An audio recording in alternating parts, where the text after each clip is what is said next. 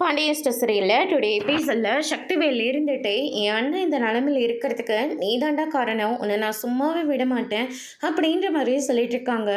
அதுக்கு அடுத்ததாக குமரவேல் இருந்துட்டு இவன் பெரியப்பாவை கீழே தள்ளதை நான் என் 2 கண்ணால் பார்த்தேன், இவனை அடித்து கொல்லுங்கப்பா அப்படின்ற மாதிரி குமரவேல் சொல்லிடுறாரு. அதுக்கு அடுத்ததாக கதிர் இருந்துட்டு குமரவேலை பார்த்து மறைச்சிக்கிட்டு இருக்காங்க. செய்கிறதையும் செஞ்சுட்டு என்னடா ஏமாவுனா பார்த்து மறைச்சிட்ருக்க அப்படின்னு சொல்லிட்டு போட்டு அட்டின்னு அடிச்சிட்ருக்காரு.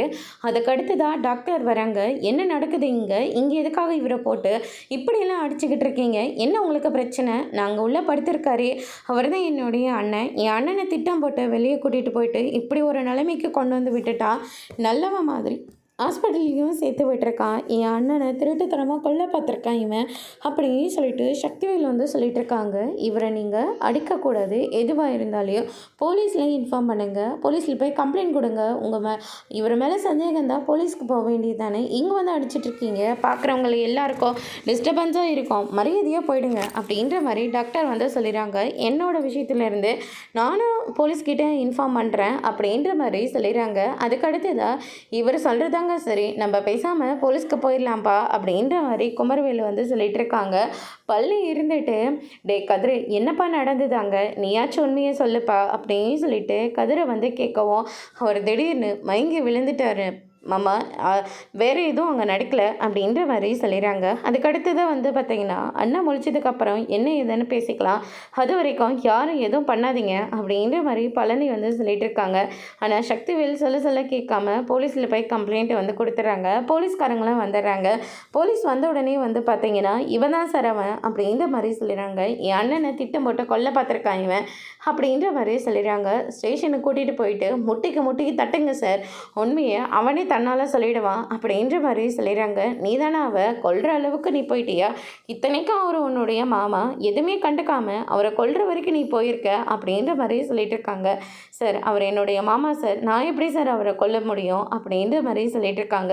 என் அண்ணன் கூட அதிகமாக இவன் தான் சார் இருப்பான், 24 மணி நேரமும் என் அண்ணன் இவனை பற்றி மட்டும்தான் சார் பேசுவான். இப்படி நடித்து இப்போ என் அண்ணனை இந்த மாதிரி ஒரு நிலைமைக்கு கொண்டு விட்டுட்டான் சார். நான் அப்போவே தலைப்பட அடிச்சுக்கிட்டேன், வேண்டாம் இவனை நம்பாதீங்க அப்படின்ற மாதிரி நான் சொன்னேன். ஆனால் யாருமே என் பேச்சை கேட்கவே இல்லை. இப்போ பாருங்கள் என் அண்ணன் எந்த மாதிரி ஒரு நிலைமையில் இருக்காருன்னு அப்படின்ற மாதிரி சொல்லிடுறாங்க. அதுக்கடுத்து தான் பார்த்தீங்கன்னா நம்ம கதிரை அரெஸ்ட் பண்ணி கூட்டிகிட்டு போகிறாங்க. கதிரை இருந்துட்டு நான் எந்த தப்பும் செய்யலை அப்படின்ற மாதிரி சொல்லிட்டு இருக்காங்க. ஆனால் நம்ம சக்திவேல் ஸ்ட்ராங்காக கம்ப்ளைண்ட் கொடுத்ததுனால கதிரை அரெஸ்ட் பண்ணி கூட்டிகிட்டு போயிடுறாங்க. அதுக்கடுத்து தான் இந்த சைடு பார்த்தீங்கன்னா அம்மாச்சியெல்லாம் வேண்டாண்டா சக்திவேல் அப்படின்ற மாதிரி சொல்லிட்டு இருக்காங்க. என்னம்மா உன் பையன் இந்த மாதிரி ஒரு நிலைமையில் இருக்கான், இப்போ கூட உனக்கு உங்கள் பேரன் தான் பெருசாக போயிட்டான் இல்லை அப்படின்ற மாதிரி அம்மாச்சியும் ஒரு பக்கம் திட்டிகிட்டு இருக்காங்க. அதுக்கடுத்து தான் பார்த்தீங்கன்னா நம்ம சக்திவேல் இருந்துட்டு போலீஸ்கிட்ட சொல்லி இவனை எக்காரணத்தை கொண்டோ வெளியில் விட்டுறாதீங்க, இவனை முதல்ல அரெஸ்ட் பண்ணுங்க அப்படின்ற மாதிரி சொல்லிடுறாங்க. அதுக்கடுத்து தான் பார்த்தீங்கன்னா நீதாண்டா அவன் அப்படின்னு சொல்லிட்டு கதிரை அரெஸ்ட் பண்ணி கூட்டிகிட்டு போகிறாங்க. அதுக்கடுத்ததாக கதிர் இருந்துட்டு நான் எந்த தப்பும் பண்ணலை அப்படின்ற மாதிரி சொல்லிக்கிட்டு இருக்காரு. ஆனால் அவரோட பேச்சை யாருமே கேட்கவே இல்லை. போலீஸ் அரெஸ்ட் பண்ணி கூட்டிகிட்டு போயிடுறாங்க. அதுக்கடுத்து தான் பார்த்தீங்கன்னா இந்த சைடில் இருந்து நம்ம சக்திவேல் இருந்துட்டு இவனை ஜெயிலில் தூக்கி போடாமல் நான் விடவே மாட்டேன், அதுக்கான தண்டனையை இவனுக்கு நான் வாங்கி கொடுத்தே தருவேன், சொத்தெல்லாம் ஆட்டையை போடவா பார்க்குறான், இன்றைக்கி எந்த நிலைமையில இவனை விடுறேன்னு மட்டும் பாருங்கள் அப்படின்ற மாதிரி ஒரு பக்கம் சொல்லிட்டு இருக்காங்க. அதுக்கு அடுத்து தான் பார்த்தீங்கன்னா ராஜி இருந்துட்டு கதிருக்கு ஃபோன் பண்ணிக்கிட்டே இருக்காங்க. கதிர் ஃபோன் எடுக்கவே இல்லை. இப்போ என்ன தான் பண்ணுறான் ஃபோன் எடுக்காமல் அப்படின்ற மாதிரி புலம்பிட்டு இருக்காங்க. நம்ம கோமதியும் வீட்டுக்கு வந்துடுறாங்க. என்னடி ஆச்சு அப்படின்னு சொல்லிட்டு கேட்கவும் நடந்து எல்லா விஷயத்தையும் சொல்லிட்டு இருக்காங்க. அப்பாவுக்கு மறுபடியும் உடம்பு சரியில்லைன்னு மட்டும் தான் சொன்னாங்க, என்ன நடந்துச்சுன்னு எனக்கு முழுசாக தெரியல அப்படின்ற மாதிரி சொல்லிட்டு இருக்காங்க. அதுக்கடுத்து தான் பார்த்தீங்கன்னா நம்ம சரவணன் வந்துடுறாங்க.